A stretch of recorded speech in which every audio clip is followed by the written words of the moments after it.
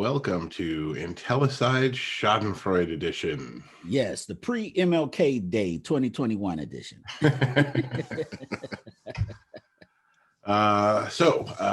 We were just discussing what we were talking about. You were saying, all the things to talk about this week. There's post-insurrection, there's all the no-fly list videos. Right. Because the airlines put, people on the no-fly list. Well, yeah, I don't know if they are on a no-fly list or if they just kicked them off of their flight. And this is the thing. These corporations have been exercising, rights where, hey, we can kick people off at our own discretion for years. Mm-hmm. And they pick and choose whom they want to kick off. You might not agree with it, but if you think it's just because you are a Trump supporter, I mean, that in this instance we're talking about, that was the case. But how is that any different than, someone says something someone doesn't like and they say, well, sir, we got to escort you off. It's interesting because what I've been seeing a lot is Trump supporters in my social media feed claiming that social media is censoring people for being Trump supporters. Right. And that all these people are being censored and kicked off social media because they're Trump supporters. Mm-hmm. And obviously, if they were kicking Trump supporters off, these people whose own feeds are full of Trump, pro-Trump stuff would also be getting kicked off. The big difference is they're kicking off people who, are violating the terms of service, who are posting things that are threatening or against the terms of service in somehow. And what's interesting is all these people thinking that somehow they don't apply to those terms of service suddenly. Well, and this is part of the problem, right? They chose not to enforce it on Trump for so long. He has so many tweets that violate their terms of service that, it's an interesting reaction. All those people going like, oh my God, if they can censor the president of the United States, who can't they censor? Well, the answer is nobody. They're a private company. Right. There's nobody they can't censor. Right. That's listen, the whole point. If you don't want to use their platform, don't use it. I mean, can you imagine a world where the president could not be censored by a private company? Right. He'd force them to let him use their platform. Right. Listen, the only instances that I see that is even being a consideration is in the case of a national emergency, and they got to get the message out. That's it. Right. But even then, if traditionally, when the media has been, approached during a national emergency, they haven't had to been coerced. They just say, right. No, I agree with you. Yeah. I'm just saying if it was something where, hey, you don't want to give him some airtime, right? For whatever reason, that hey, there's an asteroid coming and we got to get it out on as much, channels as we possibly could. Not to say that that's going to change anything. I'm just saying that that's the only reason that I can see this private company, that has every right to change their model for whatever reason and kick people off, let people on. That's up to them. Now, if you want to take them to court and cite that, hey, I have a right to use their platforms, etc., that's another argument entirely. I just feel, hey, if you don't want to use their services, don't use their services. I mean, there's a lot of, stores that I don't frequent for whatever reason. That's on me. Right. I can't sit up here and say like, hey, you're not letting in people who want to go shirtless or, I don't want to wear socks and shoes. That's against my, argument, belief. Right? That they're suddenly censoring because they're suddenly enforcing the terms of service on somebody they've never enforced it on before. Right. Well, hey, I mean, listen, Trump supporters have gotten away with a lot over the last few years. And, one of the things that I thought about, right? Like, part of the problem was the fact that Twitter let him get away with that for so long. Right. And so he was able to build up a steam with the conspiracy theories using their platform. Yes. And one of the things that I don't believe in name calling. If you have to resort to name calling, you've already lost the argument. Mm-hmm. So back in 2016, maybe even before, the end of 2015, the beginning of 2016, as President Trump was gaining more popularity and everything, a lot of the insults from the right contain the term snowflake. Get over a snowflake, you know, crying tears, Yeah. snowflake, this and that. So now we're at a point where the right, those supporters of President Trump, you know, you basically have egg on your face. And now it's about, you know, now we're talking about unity. Now we're talking about, you know, what President-elect Biden shouldn't do and all this other stuff. It's like, listen, I don't know where you think that the you know the first person that should take that step. And I'm not saying that it shouldn't be President Biden. I'm just saying that if you didn't give those concessions and you didn't act that certain way, why are you surprised when the other side is acting that way now? Right. So I'm not gonna say I don't have any sympathy for people. If you know come to me and you're you know sorry and you want to repent and this and that, we can talk. But now to me it's just, oh well, now we are on the losing side, and now we want to talk about what needs to be done for us to come together. Oh, well, that's honestly, I see that as it's like the same thing they do in the case of an abusive relationship, right? Where the abuser comes back and says, hey, what are you doing? You're being divisive. You're breaking the family up, by leaving. It's the same kind of tactic, like turning it around and making them the person who did something wrong. Yeah, they're the victim. Yeah, and they're the victims now. Like, oh, you're being so divisive, and like you guys spent the last 4 years like. Literally governing on, and this is the problem, right? Like they were literally governing on like policies designed specifically, and people who supported it kept saying like, what I really like about Trump, I like how much he upsets the liberals. I like how much his policies upset people. Right. And right. Like, when you're governing, that's a good reason to actually have somebody do something. Right. And that's kind of the problem, is that now they're coming off going, well, we need to heal and unify. So you guys need to like no, actually, that's the problem. It's like there needs to be accountability now. Like, right. Guys I agree. And it's like somebody else made a really good analogy. Like, I don't really remember the Nuremberg trials being particularly divisive. It was really, and that's really the nearest analogy. Is like what they did is pretty obvious. They should be held to account. Right. What's interesting is that the divided media that you and I always talk about, the fact that these, like you mentioned, a lot of these people come off now as having egg on their face. The problem is they don't know it. Not to them. In their media universe, they don't. We see it because we watch like mainstream media, but they don't. Like in ON or whatever they Newsmax, whatever they watch. Right. They don't hear that narrative at all. They're the abused patriots who've had their elections stolen, blah, blah, blah. Right. And that's going to be one of the interesting things. It's like, they're going to have to deal with that. Like, it actually is a seditious line that's being pushed by media companies. Like, at what point does the First Amendment stop protecting you when you're pushing a narrative that is literally like seditionist? Right. No, I hear you. And I've said from the beginning to everyone that touted these lies, I'm going to call them outright lies. Right. Well, I've heard it called the big lie. Well, just produce the evidence. Like, hey, if the election, if there was so much fraud, produce the evidence. Right. One of the big things that we didn't talk about was, people kept talking about this server over in Germany that was, the votes were on this server.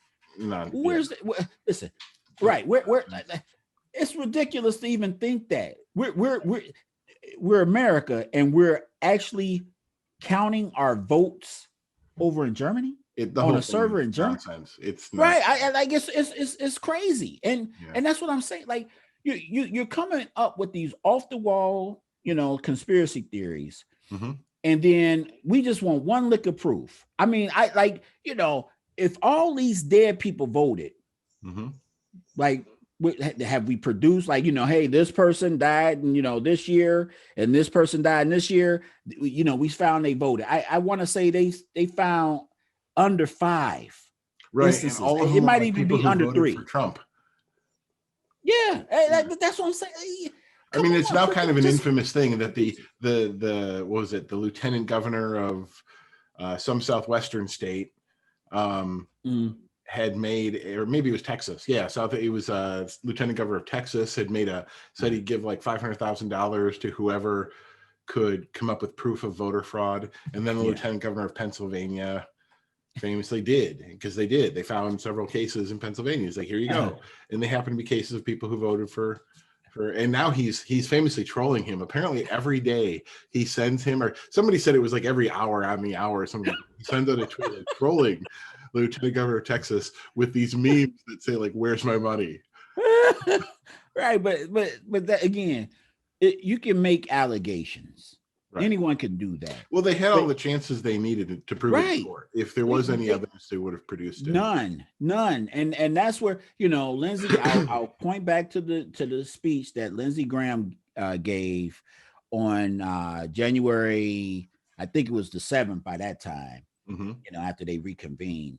But he said that, hey, you had your opportunities. He asked for the evidence. Everybody kept talking about this voter fraud. He asked, give me the evidence, and none was given to him.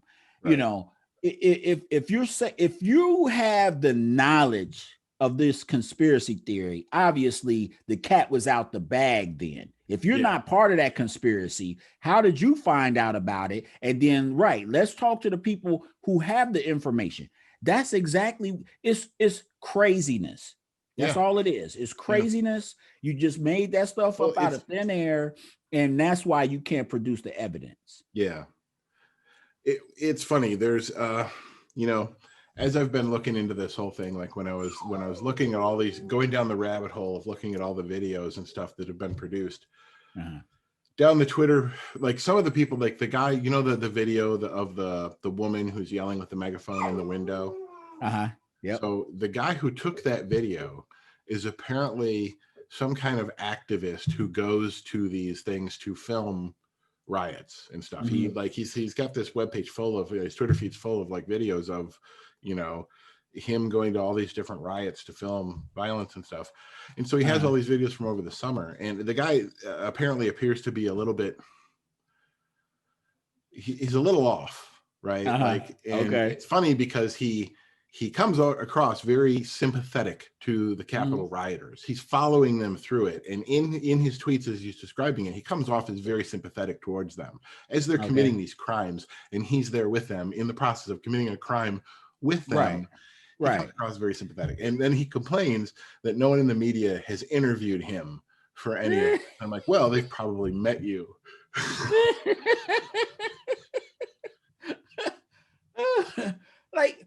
I mean, what are they going to interview you about?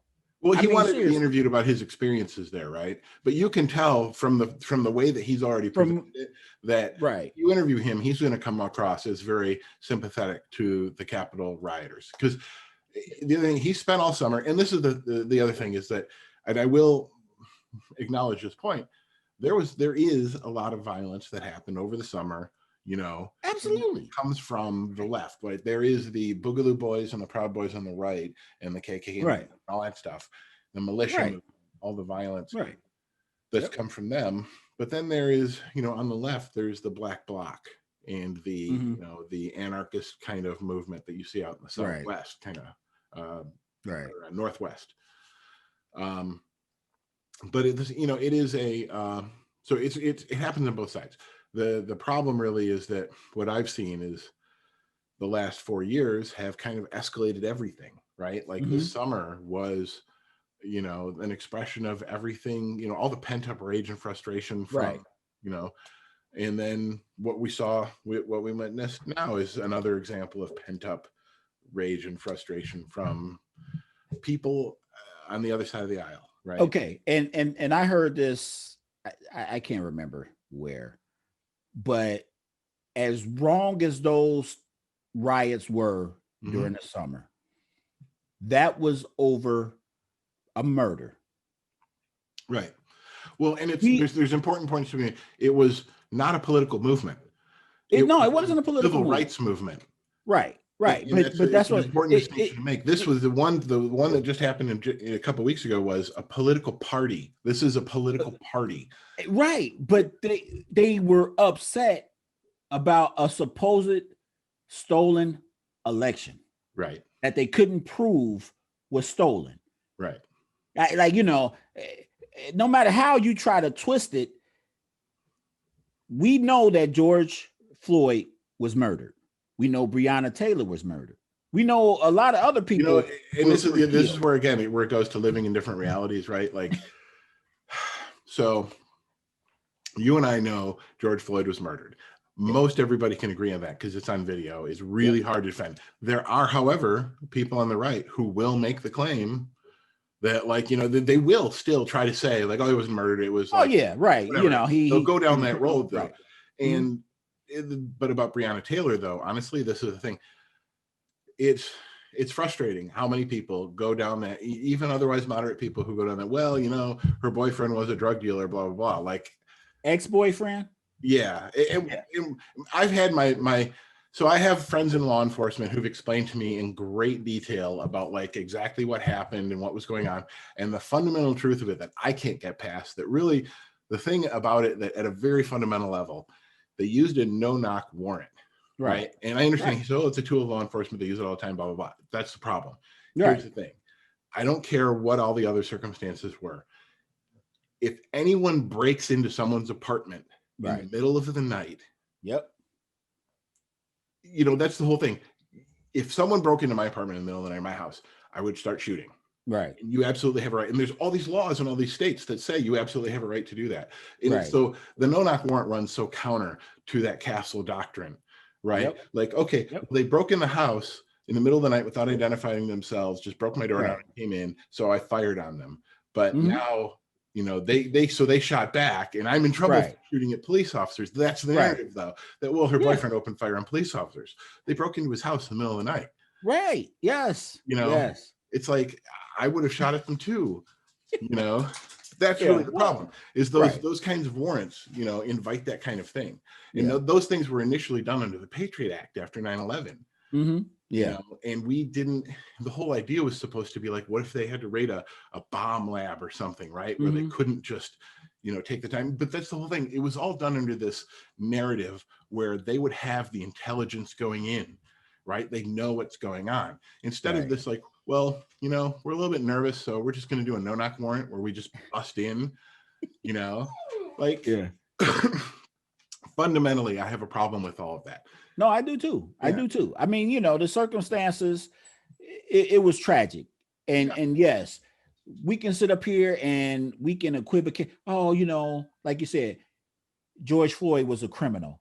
Oh, Breonna Taylor's ex-boyfriend was a drug dealer. We haven't reliably tied her into any crime to him, but because he was a drug dealer, we need this no-knock warrant to go and raid her place. Right. I mean, the whole claim was that she was receiving drugs and money. Right. That she was supposedly, like, stashing money for him or something. Right. Which they still, but again, this is. But that's the kind of thing. I don't want to get too far off topic. I know you're right, absolutely. But the point, going back to the point, though, is living in the two different worlds. Is that what you and I might look at and assume is a basic assumption, like Breonna Taylor was murdered, George Floyd was murdered, and those are the things that are motivating the emotions on the left or the center, honestly.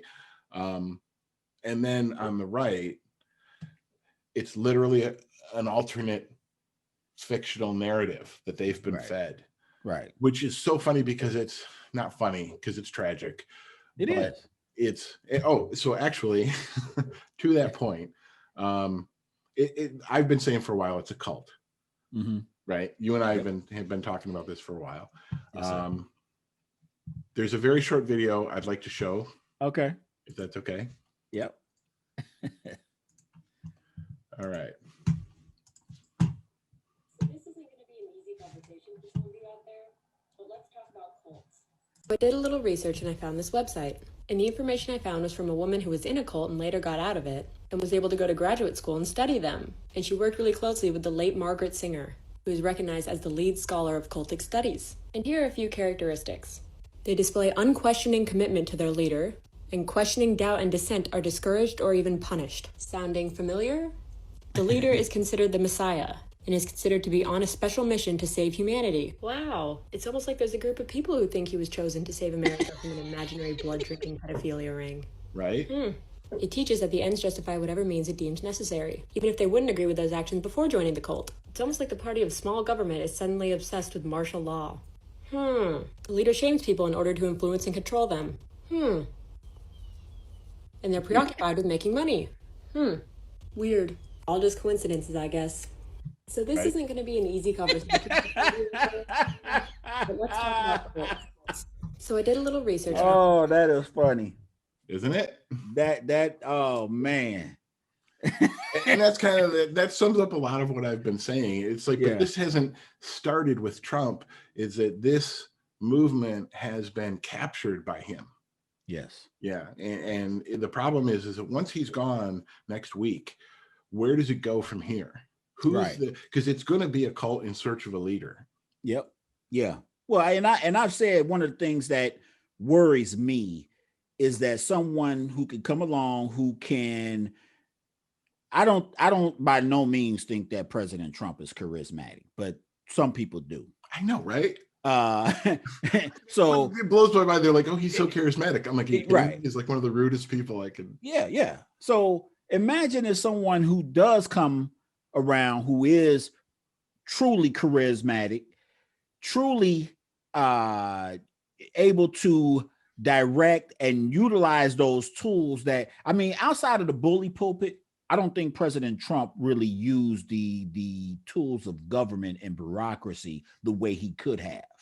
Right. But someone comes along who is those things, who is a bureaucrat, who's charismatic, who is intelligent, who is, competent, even less, or more amoral, or whatever. I think that is so scary to me. Yeah. And right, the groundwork has been laid by President Trump. Yeah. Well, it's imagine someone with, like you mentioned, someone with Trump's appeal and everything, but more competent.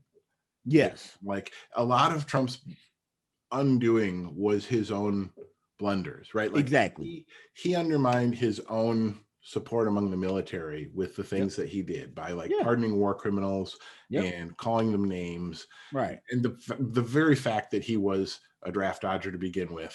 Right. But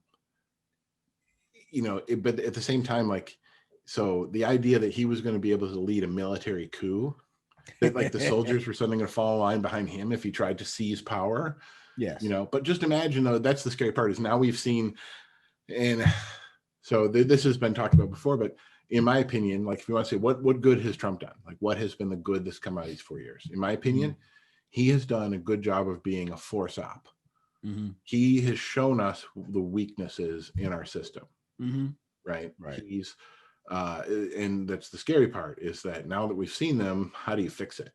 Like we've pretty much seen now that the political parties make the checks and balances in the Constitution pretty much meaningless.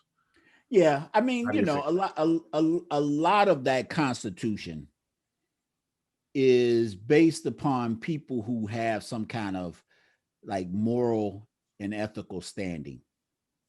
And if you don't have that, you can say like, well, you shouldn't do this, that the rules of the House and the Senate. Yes, outside of certain, if I'm not about that, I can manipulate those rules to my own ends. I mean, Mitch McConnell, who listen, I do not like Slick Mitch, but Senator McConnell has used that bureaucracy or whatever around being Senate Majority Leader to great effect. Yeah. And one of the things, and they had I think it was either CNN or something. They had a biography or something about Mitch McConnell, and I want to say it was Justice Bork. Yeah. Or he was nominated. Right. And after that fight, like literally, Mitch was like, "I hate the Democrats." Yeah, he like, radicalized after that. Oh yeah, I'm gonna do everything in my power to make them upset with me. And listen, the funny part is, Bork, like the people who voted against him, they were joined by like 5 or 6 Republicans. It was a bipartisan thing where they turned him down. Right. But he didn't direct this hate at the people only that, he directed it at one party. And that's the problem with this political theater. We're not sitting up here doing what's good for the country. We are I am Republican or I am Democrat, and to all this other stuff, to hell with it. Right. That's what I don't like. And it doesn't matter what party it is. Yeah. I lean left or whatever, but it's not that the left is without blame here. Right. Yeah. Well, it's kind of a misnomer even to just try to make it a bicameral, to try to summarize our entire political existence in a duality of left and right. Like there is more to it than that. And it's one of the problems is that is constantly the reframing of it, right? That it's all, you're either left or you're right, right? Because that, we got two parties and everybody thinks that's it. No, there are more parties. It's just that we don't give any credence to these outside of R&D. Right. Yeah. Well, and it's even a misnomer though. That's the whole thing, right? Like, to say that that we have a liberal party and a conservative party is not even accurate. We don't have a liberal party. I mean, they do, but it's the Green Party, and they will literally do nothing. Of the two big parties, we have a conservative party and a cult.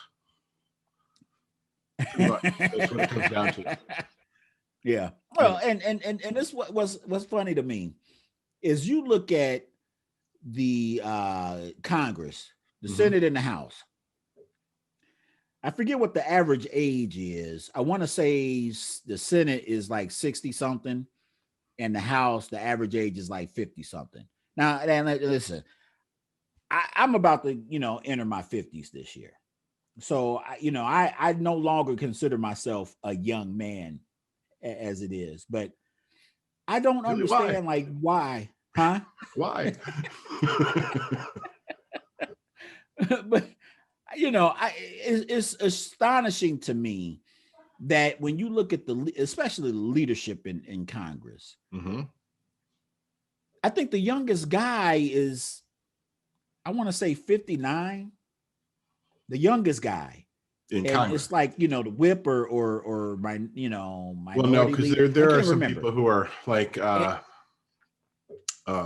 AOC, I want to say is like, well, yeah, but 35 yet. Well, like but she'll be 35 leadership. like in 2024. But she's not leadership. That's what I'm saying. Oh, like the leadership of it. Yeah. Yeah, the leadership in the House and the Senate.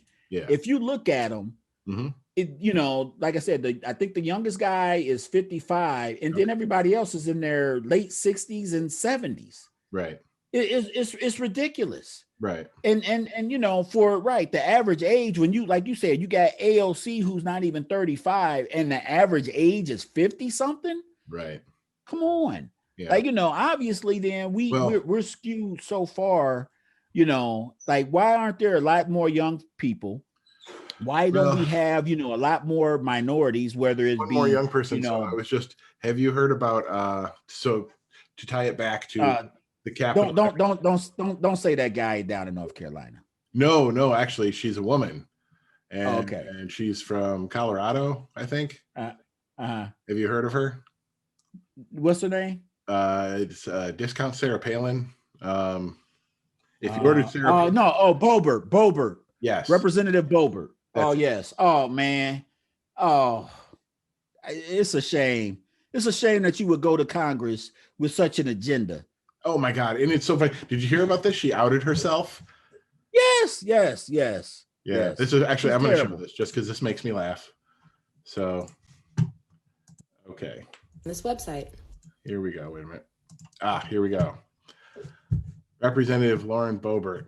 She sent this tweet complaining that Senator Maloney had made Representative Maloney had made false and baseless conspiracy claims about me.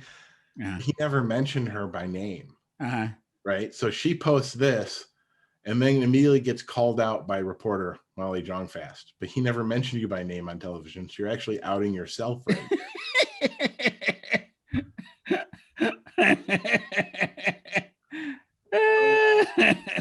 Yeah, I mean, it's pretty clear that, so there was the pictures of her meeting with all the people who, were involved with, what happened. And it's pretty clear she had some kind of agenda going into that. If that's true. Yeah. You know how the FBI put out a bulletin looking for the woman with the bullhorn?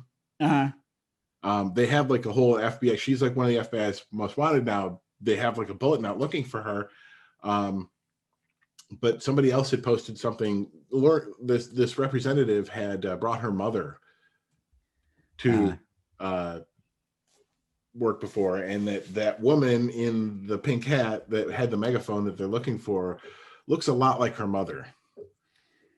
But there's been no, I don't know. I don't know if it's her or anything, but it wouldn't surprise me at all. I don't know. It would be too much of a coincidence if it was. No, right. If it's proven that she gave these individuals tours. Oh yeah. If she is in any way implicated in this, I please charge her and get her out of the house. I mean, this woman got elected, and listen, you can have some crazy, beliefs. I'm not saying that you can't, but she is literally using her position in Congress as a platform to act out. Yeah, basically. Yeah, absolutely. And I think it's ridiculous. Like, this whole she had a video about how she was gonna, be walking through DC, with her weapon. Now, it's some pretty strict gun laws in DC. But in her video, the magazine was unloaded. So okay, so you're loading this gun, with an empty magazine or whatever, and now you're walking through the streets of DC with an empty weapon, but saying, hey, I need to feel safe and protect my family and this and that with an empty weapon. Right. If it's empty, yeah. Right. That's what I'm saying. It's theater, man. Yeah. You're not even doing anything of any substance. It's just for show, just like President Trump. He does all this stuff or whatever. He wants you to get angry and incited and go attack the Capitol. He's happy about it until people start telling him like, hey, look, you could be in some serious trouble. Oh, well, I condemn the violence. We should just get along now in unity. Well, it's interesting because apparently he ad-libbed that line where he added, you are special. We love you. You're special. Right. Really? Yeah. And the problem is, like, so legally speaking, like, when you look up, the definition of sedition, it's part of the definition is giving aid and comfort to the enemy, to people who it's committing insurrection itself or giving aid and comfort to those people, like saying you are special, we love you. Yeah.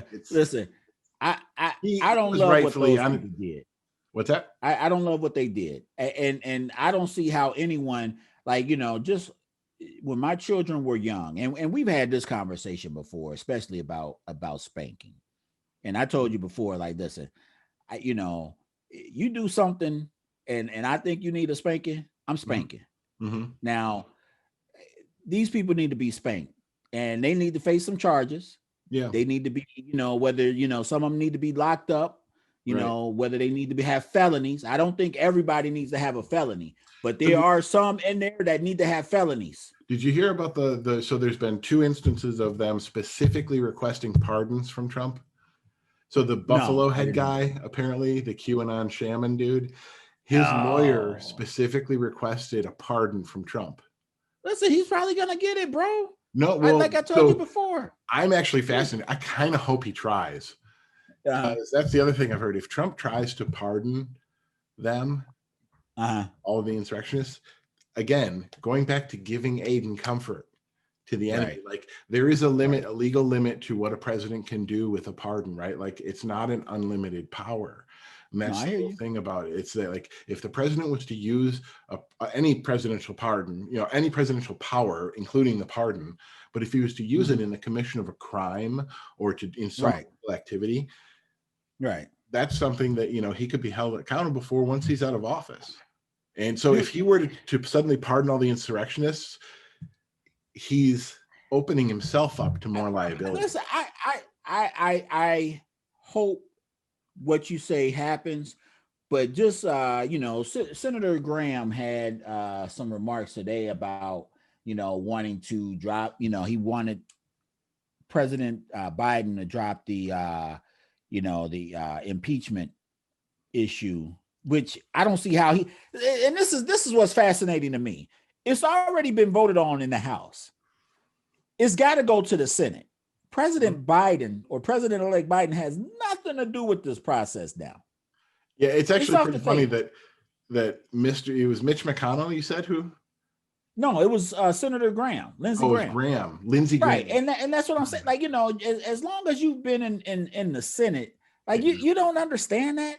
Lindsey's the guy who back in 1999, there's a video of him talking about the Clinton impeachment, about how impeachment is necessary. It's a necessary thing to heal the nation. And like the exact opposite case he's making now is what he said about Clinton.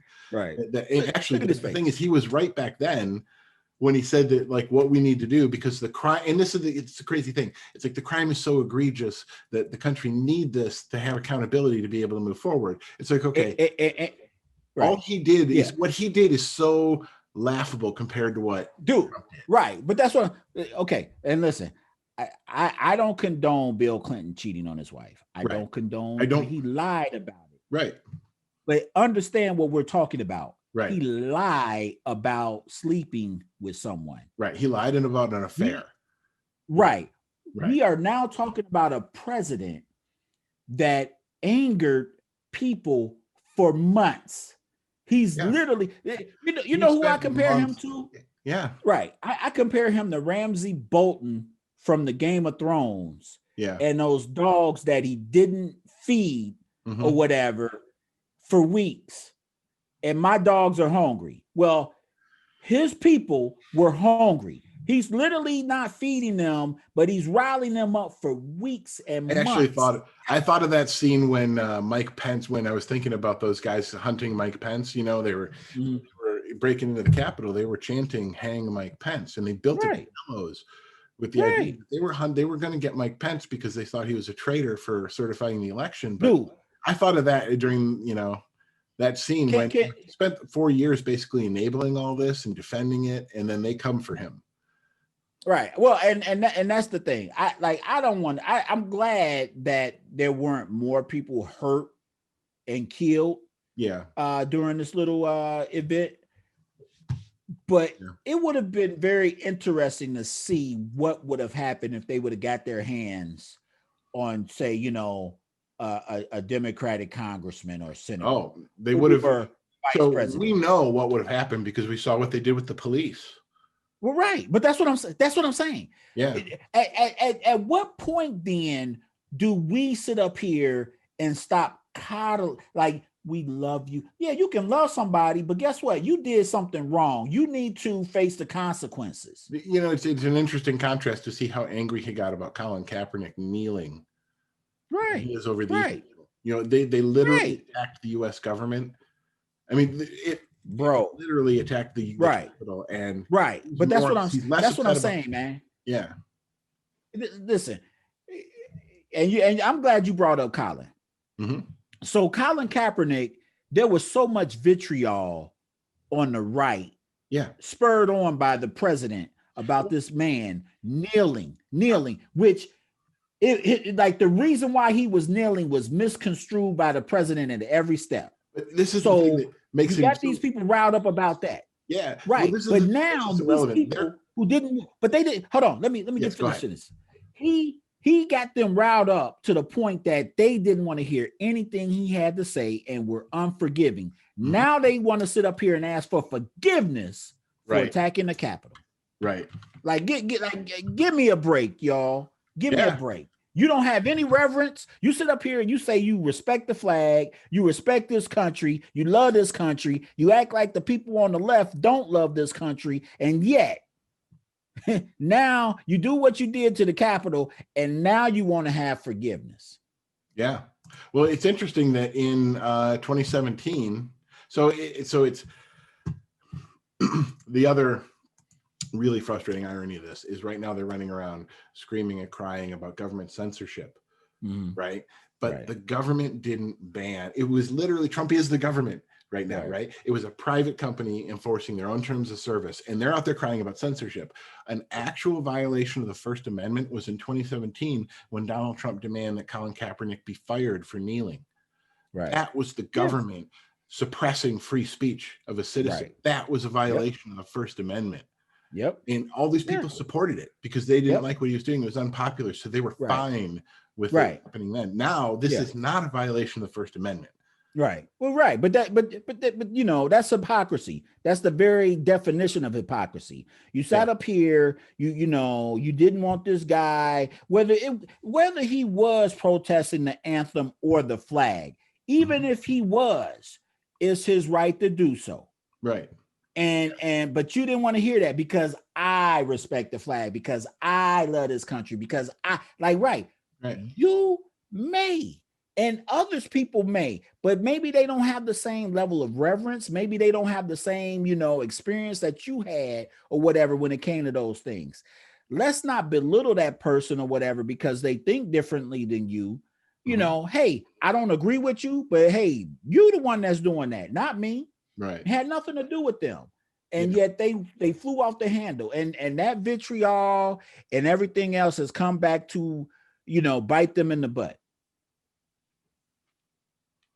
Well, it's the whole thing is it's a secular thing. It's cyclical thing, right? Yep. Like we're witnessing, like, it's racism's nothing new in America, but this is all like a new example of it, right? Like people who say that, you know, that what they're doing now in attacking the Capitol is in any way comparable to Black Lives Matter. Like that is in itself a little bit racist because you're basically claiming that you having lost an election, you know, that you feel that that's the same thing as a human rights, you know, movement, a civil rights movement where people are, you know, and it was, so it is one of those things where, I don't know, like you said, it's funny in America right now, it is one of those things where if you're not, the cult of Trump is so big that it's frightening. Because I know a lot of people who are actually, who contact me because I have a big mouth. The funny thing is on Facebook, on social media and that, most of the people who are far right, who are real extreme, like Trump supporters, self-weeded themselves out. They self-censored themselves out of my feed, right? Because I would make fun of them. I just don't have a filter to do that. So like when they post stuff about that, I just mock them. And so the only people left are people who can handle that, and everybody else me. And apparently, like all these people, like who still have them on their feeds, are saying like, "Oh my God, these people are freaking out," you know. That's kind of scary, and oh my God, I didn't realize how many people there were and all this stuff. And I'm kind of glad because, you know, I'm not witnessing all that. And the people who I still am friends with are kind of, you know, it's funny to see them. You can really tell they were really struggling. Like I'm the sixth, literally. I had a friend of mine who he won't post about politics anymore. I know he's really far right, but he won't post about politics anymore. But man, he was really having a. Oh, dude, listen, I've had so many people, like, you know, unfriend me and everything. And what's funny is like how I knew one person had unfriended me. A couple of people that I had served with this individual, and so someone that we served with had posted something, and you know, I'm like, okay. And this was around Veterans Day. So I posted a picture. We had driven down to North Carolina where we served at or whatever and spent a weekend, you know, back in I want to say 99 or 2000. Okay. So I posted a picture on Facebook of us, and you know, I wanted to tag the individuals that were in the picture. Right. And the reason, like, you know, when you tag, you know, someone, you know, it pops up with their name and everything, and you hit enter.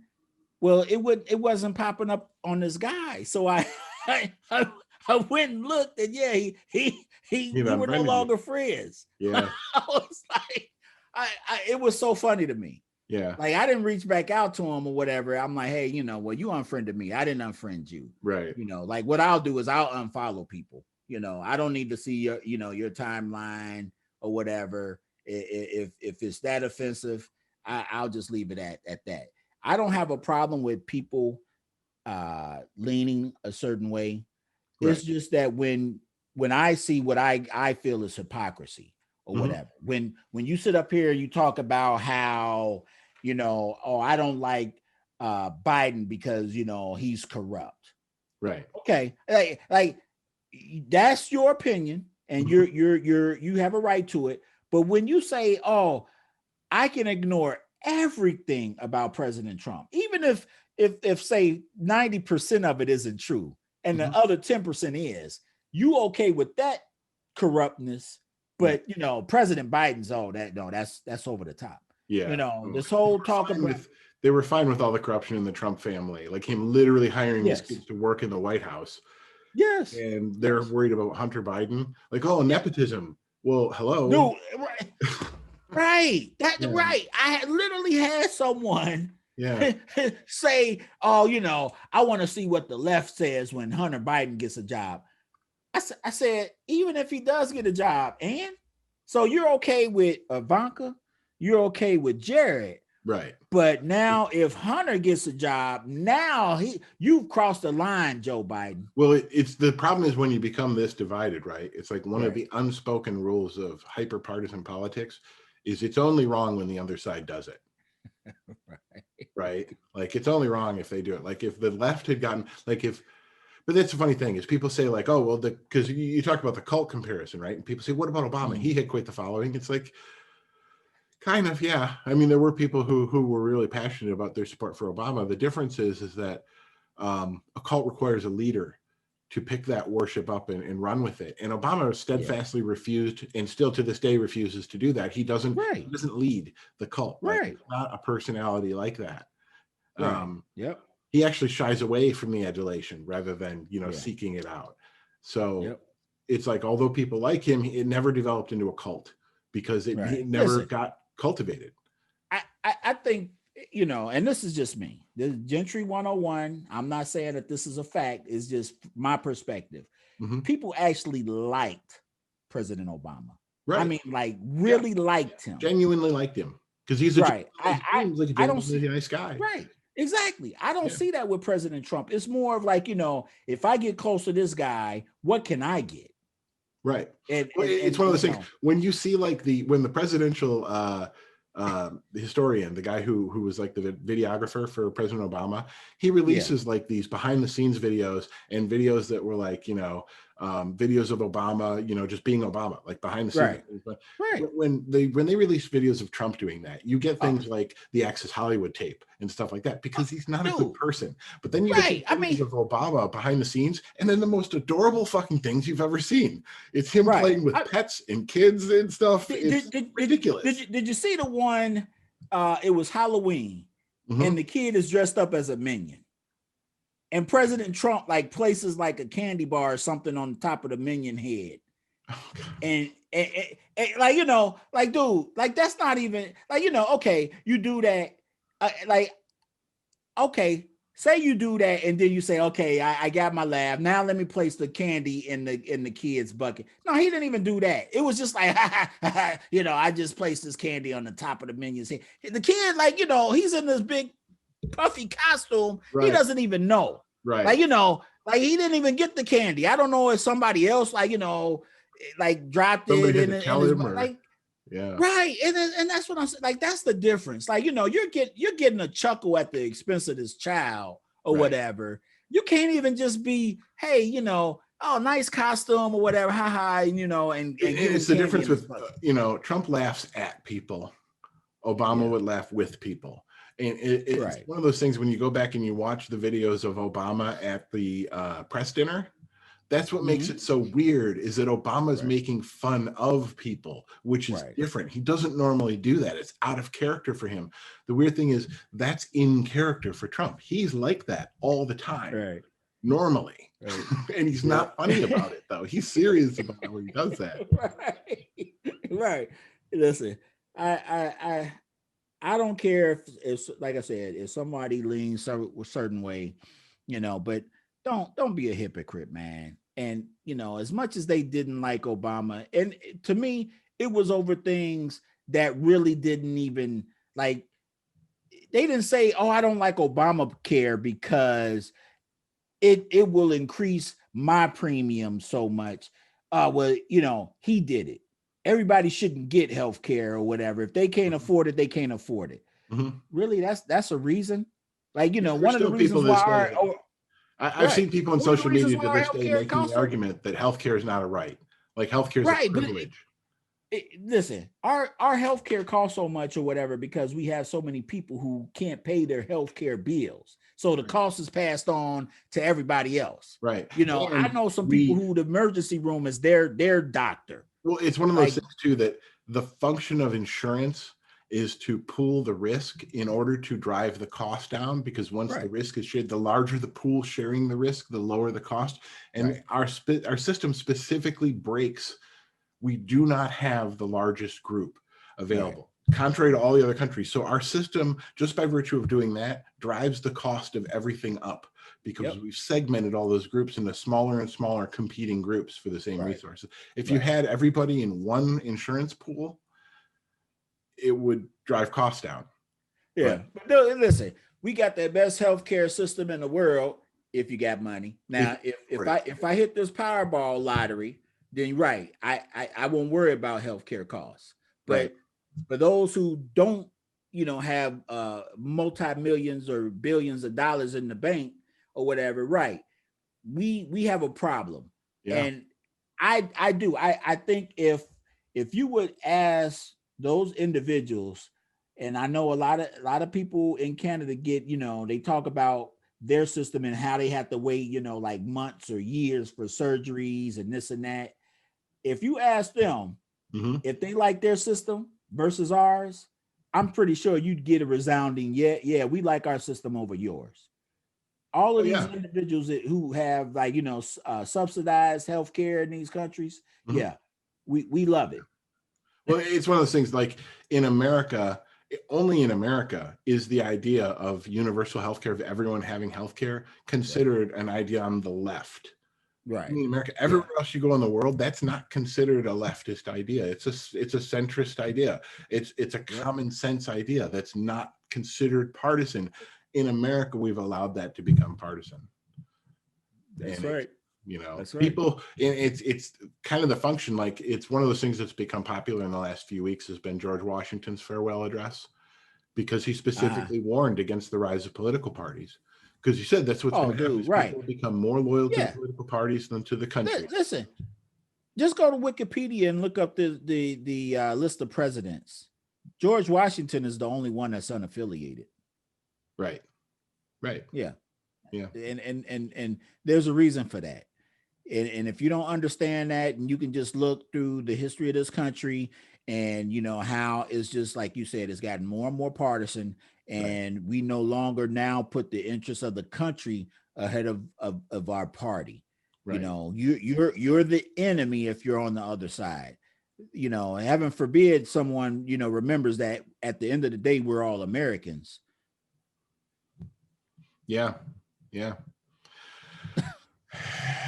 Man. I did not set a clock, so I'm not sure where we are. I think we got maybe 5 more minutes, Okay. 5 or 10 more minutes. Yeah. So I didn't even ask. I know there was something you told me there was something that you wanted to talk about, but I didn't. You know what? I think we pretty much got what I want to covered. The one thing I will bring up, and it's more of a local political issue. is this our former governor got Oh, charged. Rick Snyder. Yes. Yeah, in the About Flint, time. Michigan water issue. Mhm. And it rightfully so. Listen, I have a nephew who he suffered from lead poisoning or whatever, and he's had some developmental issues. Yeah. And I mean, he's a handsome young man or whatever, but when you start talking to him or whatever, you can tell that he's a little different. Yeah. And it breaks my heart to think about all the kids that were affected with this. And I won't say it was entirely Governor Snyder's fault. He didn't make the decision or whatever Well, to like initially divert the water. I don't think. right. The problem that I have with the blame's not all his, but right. But the problem that I have with Governor Snyder is that once he knew about it, he didn't come clean. He didn't rectify the problem to mitigate the damage done. Right. That's where I think that he deserves a lot of blame. Oh, now, absolutely. And I think he got off easy with he's only charged with misdemeanors. So a lot of people that have children or loved ones that were affected by this, they might be a little bit upset or whatever because they think that he deserves more culpability. Yeah. But I do like that the Attorney General in Michigan, they did charge him, and I forget his right hand man that they charged as well. Right. But yeah, it was rightfully so, and this has been going on. It's the 7th year now. Well, one of the things, honestly, I'm glad you brought this up because honestly, one of the things I think I need to talk about is revisiting the idea of those emergency managers. That's what caused all that, was the idea that they could come in and replace the democratically elected government in cities with an unaccountable, unelected appointee who swept in and basically made horrible decisions and then left totally unaccountable. As I understand, the emergency manager himself can't be held blame because of the law. Well, right. But then that's another reason then that Governor Snyder should be, facing more severe charges. Right. And that's the whole thing. He pushed that idea, that emergency manager law. He wanted that. And it's one of those things. I hated the law at the time. I argued against it very strongly because I said it's a terrible idea. It's going to lead to problems and abuses, and it did, and it led to tons of problems. Corruption. I mean, not only lead was the Flint water poisoning was the worst, most egregious example, but there was tons of problems with a lot of the other emergency managers. It's like their whole basis, their whole idea of the thing was, you got to put someone in charge who's going to force them to balance their budget. Right. That whole idea is so flawed. The idea that a government has to operate like a household, especially a household in America. Well, I'll say this. I think that local and state governments should operate closer to, you don't want to see cities and states running in the red like maybe the federal government. Yeah, I agree. I think it's one of those things that you realize, especially after this year, is how dependent the states and local governments are on federal money, coming in. Trump used that as leverage in a lot of cases. Oh, yeah. Withholding federal money for. Yes, more so than a lot of other presidents. He did a lot more with, like I said, the bully pulpit and leveraging. Well, is maybe the nicest way I can put it. This federal money to say governed like a mob boss.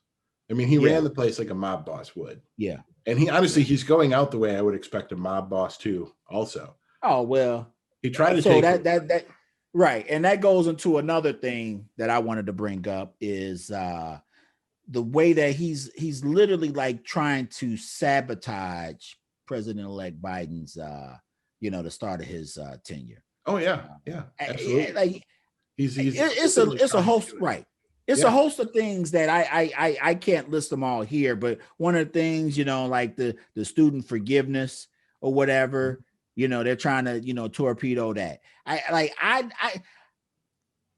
understand. I don't agree with it, but I understand just because of how I think he is Mhm. why he's trying to do those things. Like, if I can't, serve 2 terms, I'm gonna make it hard as can be for you to even serve 2 terms.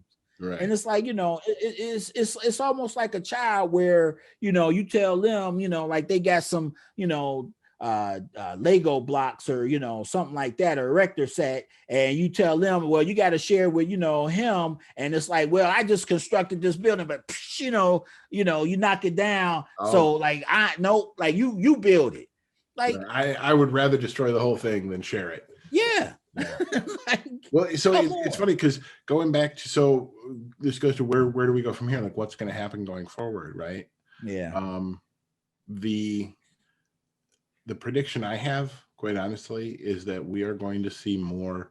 So there was, I think, honestly, that they had their last gasp. In terms of the Capitol attack, I think that was probably Trump's final stand, so to speak. Anything else I think that happened, because like we saw they had the planned protests with the Boogaloo Boys. They had a small protest today, so it was supposed to start today, right? That's what they'd announced, everything on Parler, that starting the 17th they're going to have these protests. Well, with all the troops and everything in state capitals and DC, they only had a small handful of people who showed up. So like, I think that pretty much quelled until afterwards. Then I think we're going to see more of that kind of, the Christmas Day bombing and, that kind of militia activity, kind of, insurgency. Yeah, but it'll be like, like they're fighting a, guerrilla tactics or, a war in Vietnam or something like that. But rational minds have to understand that, you're breaking the law at that point. You may be killing innocent people who have nothing to do with what you so-called are fighting for. Right. And it would be a shame, but I agree with you. I do think that there will be individuals out there who will say, yeah, I can't give up this fight. They stole this election. I got to make them pay. Right. So, yeah. People who've told themselves that, this isn't a legitimate government, so they're not breaking any laws, blah, blah, blah. I mean, they'll rationalize it in all sorts of ways, but ultimately, yeah. But it's going to be one of those things going forward where the legitimacy of the elections is going to be a problem. Getting people to agree on, so like you said, like they've been starting to sabotage President Biden's. So the narrative that's going to be told, I'd say, in the right-wing media sphere, right? Like after Trump television, like once he leaves office, is going to be all about agreement and how this isn't a legitimate government and how, but the interesting thing, and I predict this right now, is that what you'll see is that they're going to start doing things like blaming Joe Biden for the pandemic response and blaming Joe Biden for the economic situation. Like the fact that all of there's all these things that have been happening where all these people have been out of work for so many months. They're so far behind on their rent and their mortgages. There's all these foreclosures, like an avalanche of foreclosures, like waiting, that as soon as they open the floodgates and remove those, foreclosure COVID restrictions, millions of people are going to lose their homes. Yeah. But they're going to blame Biden for that. Yeah, you're right. This is going to be, and that's the whole narrative, is you're going to see every bad thing from now on is Biden's fault, even if it was the pandemic response, which was obviously Trump's doing. Right. But that's going to be the narrative, right? Like just like the way that they blame President Obama for the economic crash. Right. Yeah. But he gets no credit for the recovery, all the blame for the crash though. Yeah. Well, I mean, again, we're going to have to wait and see. I do think you're right. And that's how history has portrayed itself in the past. I just wonder if, how a lot of presidents after the fact, even if they're unpopular during their tenure, a lot of them end up having more popularity after the fact. Yeah. I really do wonder if that's going to happen with President Trump. You already have that one segment that adores him. Will Well, they're right. Narcissist, right? He seeks out the adulation. Right. Like, you know how President Obama kind of went into not hiding, but like he went like, Oh yeah, he wasn't in the limelight for what, the first two years of President left Trump's the public's eye, presidency. kind of stayed in his Right. home, like, you know, went on vacation, like stayed out of the public eye. Right. I have a feeling that Trump's going to seek it out as soon as he leaves office. Yeah. Oh yeah, You absolutely. know, he's going to look for another bully pulpit. Like, he's lost Twitter. The funny thing is that he has. So there was the thing that they released a, you know, because he lost Twitter, but he has the press secretary's office. So they released an official White House memo, but it was like a tweet, but it was on official White House paper. There is I can't remember what is it? Is it Gap or Gab? There's another social media one platform. of the other social Gab. Yeah, it's Gab. Mm-hmm. Yeah. And they were saying that they've had a lot of you know, a big boost after his you know, ban. Now listen, again, you want to use it, but don't sit up here and say, oh, they're quieting conservative voices when what you're posting out there. You know, I'm tired of hearing about, the mainstream media won't tell you this, but here's the truth. Yeah. But you can't prove it. I mean, it's literally like, you know, nothing. I can sit up here and say, like, you know, all redheaded women are you know, alien creatures from the planet Xenomorph. Like, okay, what's my proof? Well, you're not listening to me, and you're censoring my messages or whatever. You don't want to hear the truth. You haven't proven it. Right. And right. I can point to other conspiracy theorists that are out there putting that same message. That doesn't mean it's true. Right. Just because a lot of people say it, it's not true. But the one last thing that I want to say that I worry about with President Trump leaving office is how he's politicized a lot of positions that were apolitical before. You know, the State Department, the Department of Justice, the EPA, the Defense Department, the Pentagon, especially. Right. All these, you know, departments or whatever. And now, you know, I don't see President Biden just going in and whole hog, you know, clearing out a lot of these positions. So I saw this report earlier today, and I'm not, because I'm not entirely sure that I believe this, but this is the report that apparently the military that's in Washington right now that's guarding the inauguration has what do they call it? Counter snipers set up. They basically have people with guns pointing back at the troops with guns, protecting the inauguration, because they don't know who they can trust. Right. Wow. That's crazy, man. That's crazy. I mean, that's insane to me. You know, as someone who served, and I've said this before, your job is not to sit up here and, hey, what you know, where do you lean? Who do you like or whatever? You might like this person, you might like that person. I don't care, man. We are not the enemies of each other. And that's one of the things that I think President Trump has done a very bad job in saying, the media is the enemy. You know, the Democrats are the enemy. This group is the enemy. This person, like stop it. We can have differences of opinion all day long, but if you are portrayed as an enemy, that's counter to what America should be about, especially when you're pointing a finger at other Americans. Yeah, I agree. I think one of the biggest things, once this is the pandemic's over and things go a little bit back to normal, I think one of the things that is going to need to happen is going to be a lot more outreach, a lot more like involvement. People are going to need to go out and do more volunteering, do more engagement. Right. So, no, I hear you. More small acts of love, as told. Yes, sir. Absolutely, man. Absolutely. All right, man. This has been really good. It has, man. I really enjoyed talking to you tonight. So, you know, the next time we talk, probably next weekend, we'll have a new president, and we'll be past the inauguration. So we'll see what happens. Oh my goodness, man.